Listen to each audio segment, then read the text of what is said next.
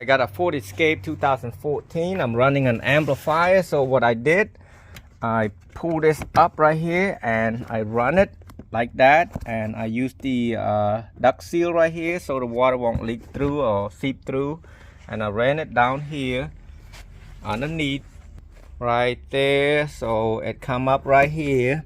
There's a muffler right there. You have to be careful, make sure the wire is not get too close to the muffler. So and then over here I got white, green and white is positive, and then brown and white is negative. I'm going to run it to the line out converter, and I run underneath here, and I'm come right here. I'm going to make a ground right here. I'm going to cut this plastic right there and then screw it down right here.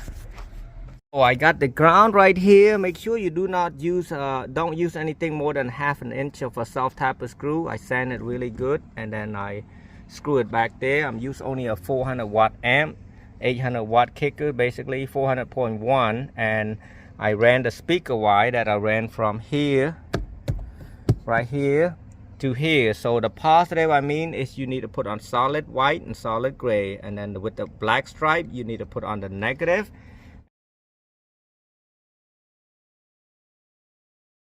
And you want to hook up the jacks to the input of the amp that you have input, and then this to the speaker wire, and then now all you have to do is go to the front and run the fuse holder.